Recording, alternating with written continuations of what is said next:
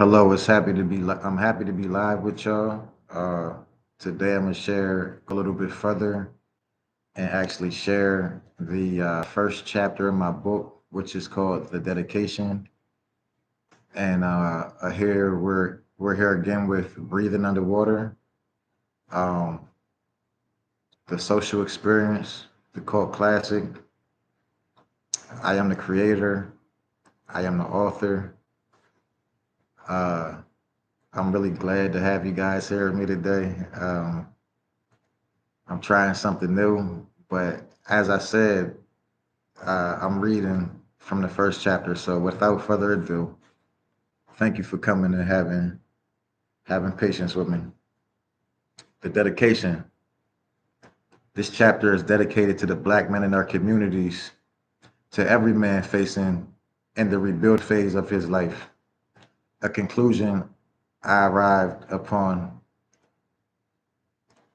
a conclusion I arrived at upon a journey of self-reflection. After all my failed dreams and prison stints, I woke bitter. I didn't even recognize how upset I was until I was mandated to take anger management classes, counseling during my transition home from prison. Every week I would begin to express and hear why I was so distraught. I had spent a significant amount of time in the penal system throughout my life. My relationships with my lovely daughters had suffered tremendously. Their mothers were not being accommodating. These are some of my uphill battles. I looked in the mirror and I still saw a young preserved king ready for the world. However, something was amiss. I would get frustrated easily. Processes had changed. Technology was fun but also challenging. I felt stuck. The weed was new again and strong to my senses, making me slow and cloudy during times of critical thinking. These were some of my uphill battles. I looked in the mirror and saw like, okay, hmm, the world was different from what I left behind a handful of years ago. Living expenses were insane post COVID.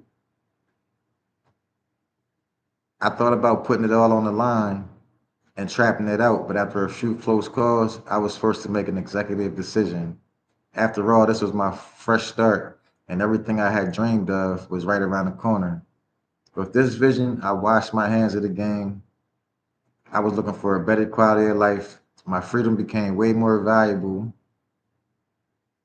than the cheap thrills and marginal gains I was receiving. In fact, the streets were not the same, or maybe it was me. I wasn't about to ingratiate myself back into a hood to be a local hustler. I had been there and done that. Too much fake love and unsavory characters. Besides, mostly all the dudes I know stayed inside the same radius like an invisible fence, held them to the area. It's actually more common than not. Many people live and die in their vicinity and lead beautiful lives and thrives. But the local dude whom nothing has ever worked for will be in the middle of a life and death situation in the streets and will frequent the same locations for lack of better options. Stan wasn't for me. Also understand you can always change if you give yourself the opportunity to grow.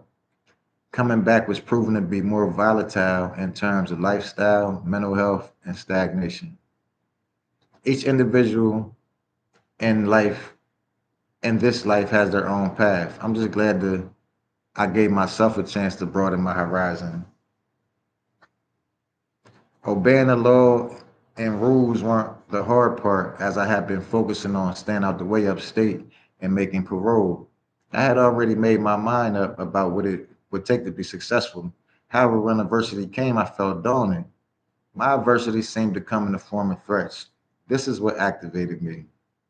From being inactive for so long, when it came time to perform, I found myself hesitating. I was still motivated and voracious, but it took longer for my thoughts to process. I had to take notes to do basic things that were no longer rudimentary. Before I lay to sleep every night, I was sure to see how many tasks I completed and what goals I needed to walk down for the next day.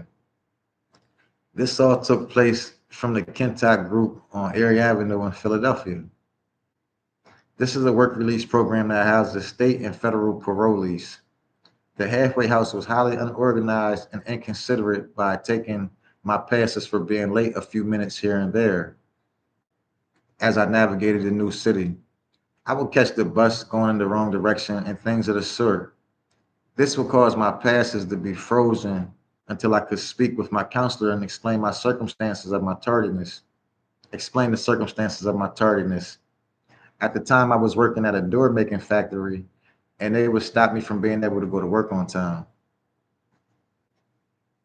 The job was low paying, but I learned so much about the use of hand tools, machines, and welding that it made it worth it. It was really satisfying. I loved the job.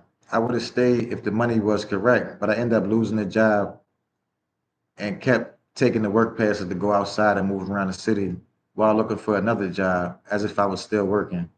Being able to get outside became an obsession. Not everyone wanted to go outside or even leave the facility. Some people still sought the familiar comfort of institutionalism. Their day consisted of walking around the confines of the Kentucky group on Erie Avenue in flip-flops. The free world presented a host of problems they weren't readily prepared to deal with. A good amount of people at the Kentucky group were waiting on home plans, which would take weeks to be conducted and would still be routinely denied for one reason or another. Some needed a letter of approval from the landlord if your host was renting. This was also a way they kept the facility's beds occupied and generating money. Some parolees took advantage of the work release after coming home from doing a lot of time to save money for when they did get an apartment or a room. We would come out on our passes and dudes would be walking to their vehicles they had parked across the street. I had to sit my acting parole agent down and tell him I had mental health issues and that I didn't want to inadvertently hurt someone in the work release because it became a little overstimulating for me.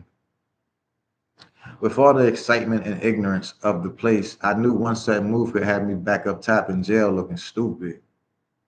I could already imagine myself crashing out on niggas for rapping or playing the radio too loudly in the bathroom at 3:30 a.m. These get dudes would get high to oblivion all day sometimes, overdosing and even dying. With all the One day I came back from the fashion district late. I proceeded through the metal detector. Two of the male staffs are waiting for me at the ready with surgical gloves. Step in here with me, one says. I walk in. The other one asked me to strip. They were waiting for dick, balls, and ass. No nigga for what? I ain't in jail no more, I said.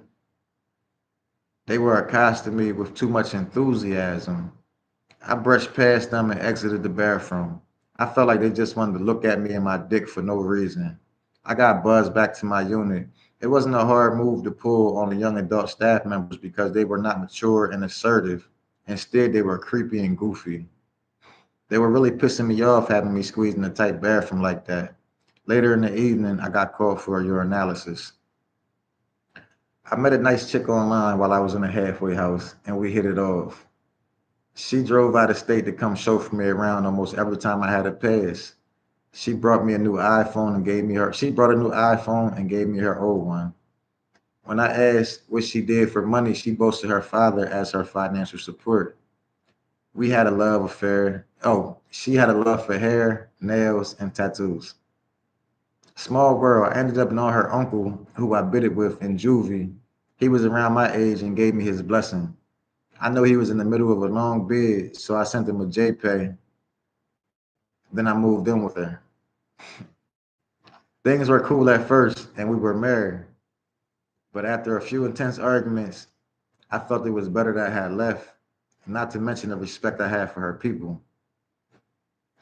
I should have been better prepared, but I wasn't. My savings were spent playing catch up, buying a car, clothes, taking care of my kids, etc. I had fun. It was a summer. The euphoria of living left me with no regrets. When reality struck me, however, I needed a place to stay momentarily. My generous spirit and acts of valor were not reciprocated. I came home sharing my family with gifts, rewards from monies I had on tuck. This was for no reason other than the love I had for them. My little sister had got locked up in a mess out of town for accessory to murder. and I swiped my brand new credit card for her lawyer's deposit without a second thought. That actually made me feel good because I knew what I had done effectively saved her life.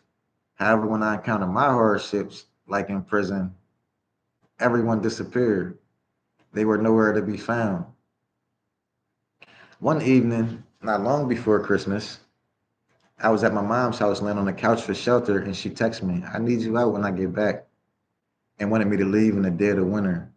Confusion flushed over me. I had just given her money for staying. I got the feeling that it was at the behest of her longtime boyfriend, being scared from previous ass whoopings he had sustained at my hands. He had made a case of him not being comfortable. Later, I came to find out he told her I had too many drugs in the house, implying that I was impending danger upon the home.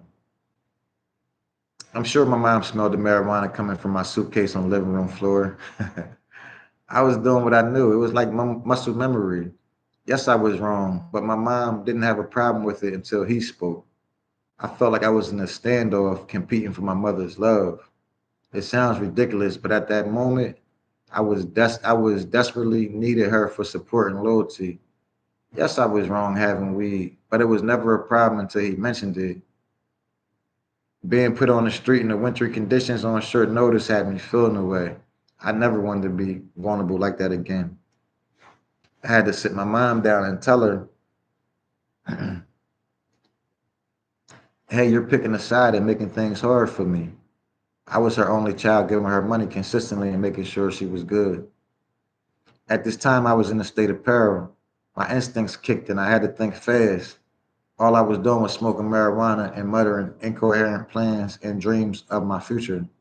I was hurt and pissed off, but I knew it was just me. To speak disparagingly of the one who gave you life is like perpetuating generational curses.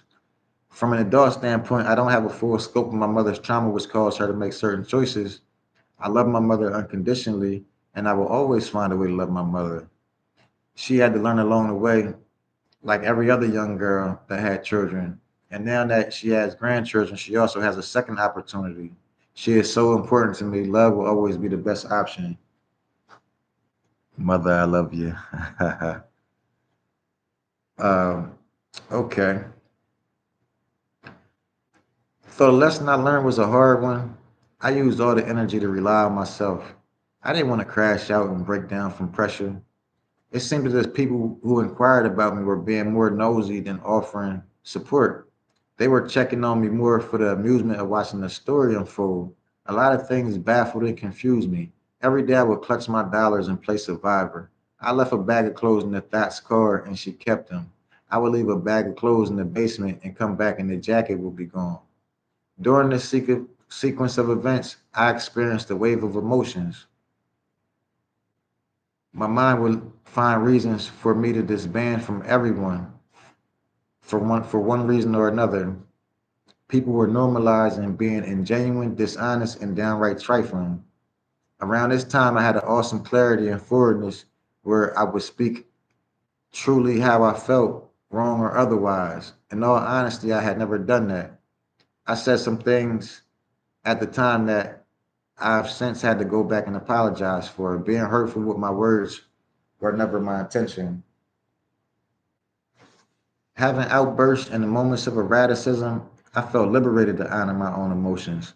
I held my composure for so long that it felt like I was letting out backed up shit. I felt human again in a world full of imperfect people. These separations validated me. The more I went to war with the world, the more I adored myself. Even as a horrible gambler, I always place a bet on me. What I've learned from starting over numerous times is that I cannot lend myself to everyone or be expectant of another. I take my yeses like I take my no's.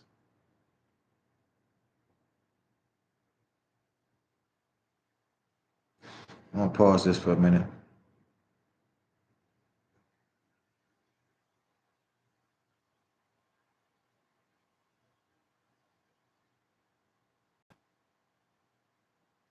So I wanted to get into it a little bit of it. This is a dedication. This is me just coming home from jail, prison, to the halfway house. and learning how to swim, how to fight, how to survive for myself. This is me getting released from that halfway house, having some issues back in my hometown, and choosing to go to Philly. Um, this is me struggling and striving and surviving. And now let's get into the second half of this chapter.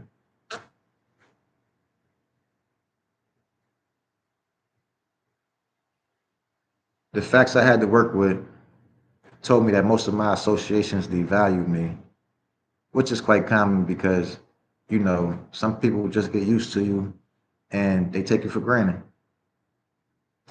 They slept on me the way they always had.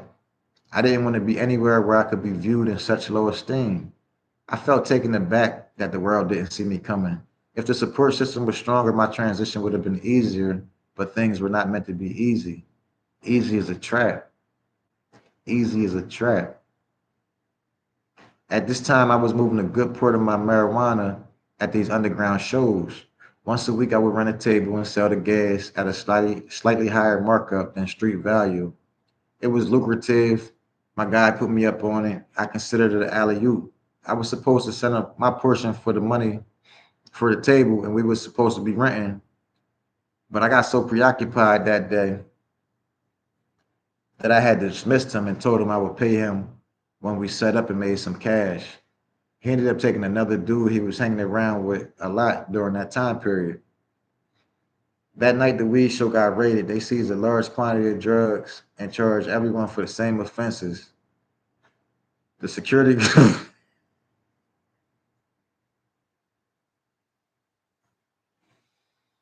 this story, just remember it like yesterday. Wow. Uh,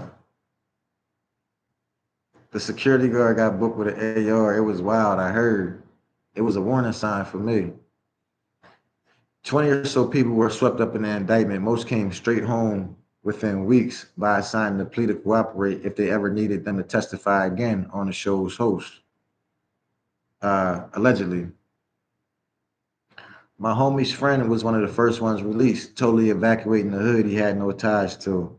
My homie sat for months waiting for his bail to drop, then bonded out like a responsible, honorable adult. Flowers. I was glad for life to have shown me a little bit of grace in that moment. I took that as a sign to stay out of the streets. Now, my fate would have been much different had I gone to the show.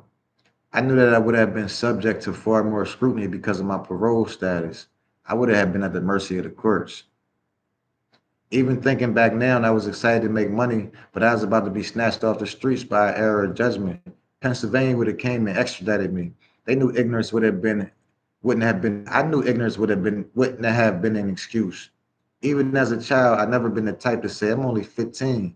I've been institutionalized in jails and homes and facilities since I was 10 years old.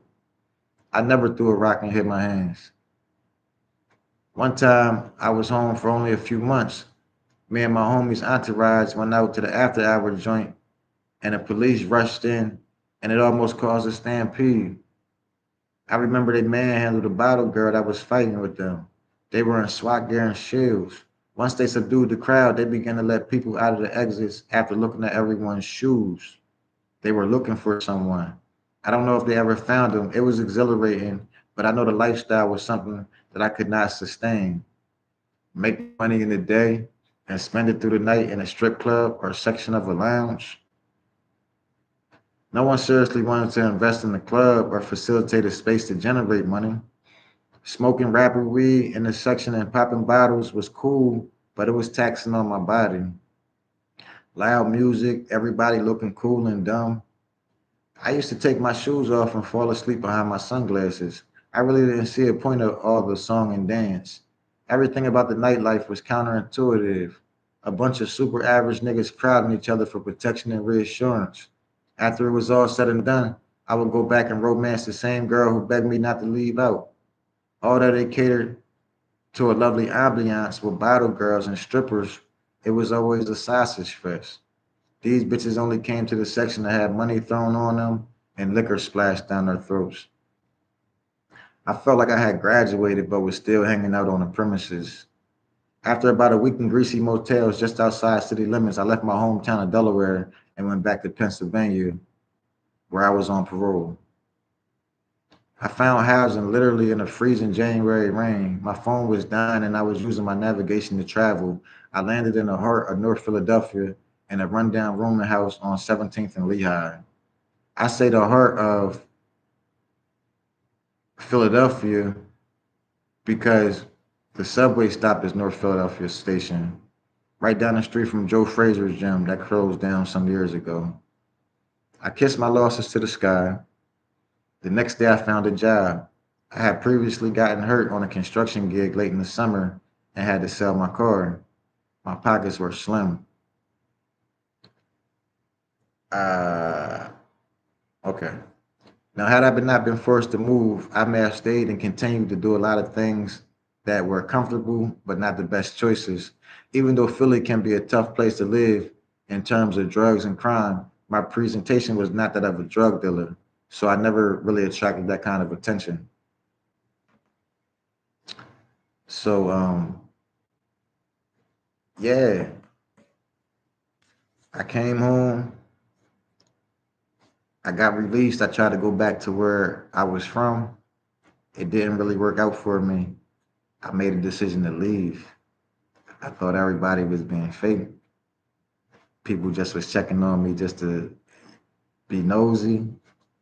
Uh, I spoke my heart to a lot of people. I cussed some people out. It felt good. I felt like it was me against the world. That's the energy I was moving with uh, during the time of me taking you through this dedication chapter.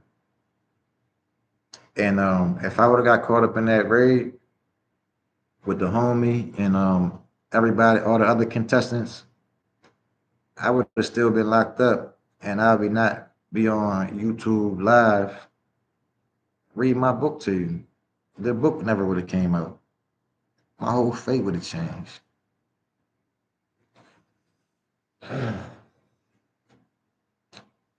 So I found housing literally in a freezing January rain in North Philadelphia. Yes. I kissed my losses to the sky. The next day, I found a job. I had previously gotten hurt on a construction gig late in the summer and had to sell my car. My pockets were slim. Now, had I not been forced to move, I may have stayed and continued the things that were okay. We're gonna go down. I read that.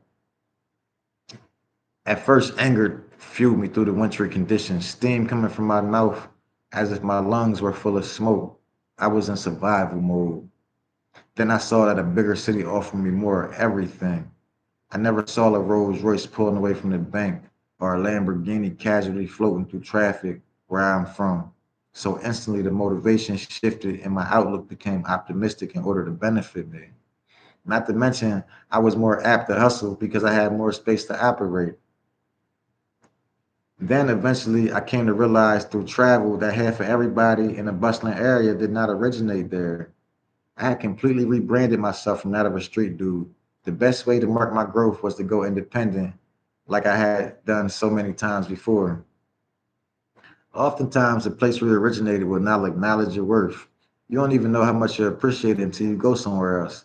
Your accent, food, and style is different and more of a commodity than a norm.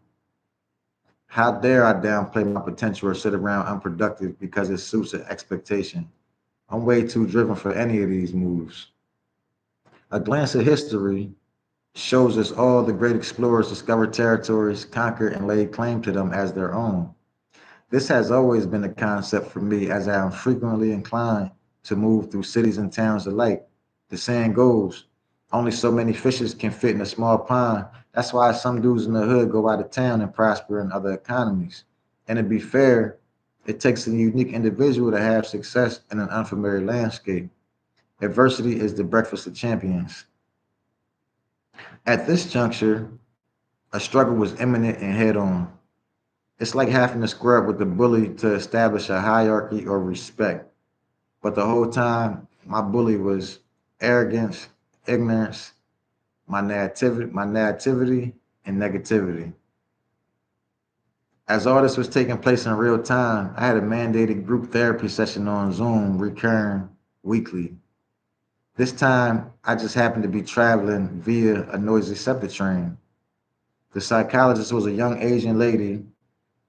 There were a few of us in the group. They all were cozy and Joe familiar with one another, anxious to talk about the skills they learned over the last week or whatever they was talking about. It was a no-go for me. For instance, you could splash cold water on your face and it can shock you out of being angry in order to be able to think more clearly. It helps you draw deeper breaths, etc. That's scientific. While I deeply enjoyed the knowledge, I was already alert and sharp as I was experiencing freezing conditions. I pop on a Zoom late, not knowing how to accept the invite, no headphones, background music blaring. The counselor asked me why I wasn't in a quiet space. She is now irritated and thought I was just being inconsiderate. And I'm like, ma'am, I don't have housing. I needed to find a place to live. She didn't offer aid. Not that I expected her to, but I had to challenge her in this way to give her a better view on my perspective. The group setting wasn't beneficial. I explained to her that I don't do well in crowds because it lent to my paranoia. I asked her to take me out of the group. She obliged. In our one-on-one sessions, she would ask me to stop trying to use big words. Then I would let her know that those were the oppressive tactics whites inflicted upon us years ago to discourage us from learning, and that I take great offense to her trying to play me out. I told her she should be retooled on her sensitivity skills, but then I'm like, damn, if she made it this far, this ignorant, then maybe it was my duty to give her a few pointers. Sort of like leaving the space better than you found it. Things like this help the next person continue to grow and receive mental health treatment to their benefit. She never made the same mistake twice, so it made for a good exchange. When the funding for the mandated program ended, she told me to get on public assistance to finance the sessions or pay out of pocket. All she had to do was call my parole agent and handle it with them, being that it was mandated. She was inexperienced and it was young, so it was hard to be totally infuriated with her. After I pardoned her ignorance and got the most out of her, she became an asset. We really began to get some work done. I'd get into her sessions and sometimes I would weep, sometimes I would rant. I told her a little about my love life. She was good to have because at the time I was sequestered getting my shit together. When we were on Zoom, I would smoke marijuana and blow thick clouds. I had to respect her wishes and stop. She didn't want to administer treatment to me while I was intoxicated. She wanted me to take myself seriously in that respect. That resonated with me. She wasn't a smoke buddy. Eventually, I felt as if I came as far as I could with her. I vowed to look into counseling in the future. One of my main barriers was that the sessions were mandated, and if I missed the group, it would be noted. She wanted to continue and build, but I requested a review from the head psychologist to be evaluated for my release after completing a few consecutive visits. Upon meeting him, he asked me, why should we release you? I told him simply, if I get in trouble out here, I have to deal with the consequences as an adult. This is my life. So if you're still here, you would know that, we've been at it for just under a half an hour.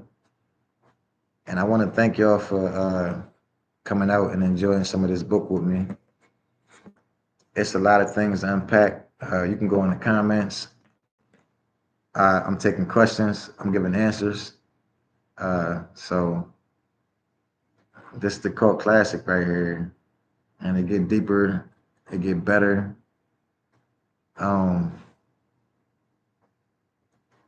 Tomorrow or later on, I'm gonna keep opening the book up to the public for feedback and more exposure. Please feel free to engage. Uh, I'm just a convict, man, that did his whole life in jail, and I'm trying to change my narrative while speaking to people that may have a similar circumstances and may not have messed up as much as I have, or somebody that has messed up as much as I have, but now is on the path to repair the things that they have deconstructed. So thank y'all for coming into my life with me.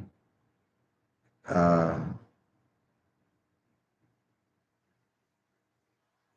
I'd like to thank y'all. And you're talking to Servo Lazarus, the second, uh, the multifaceted author. So I do many different things, but like I said, thank you for coming out today.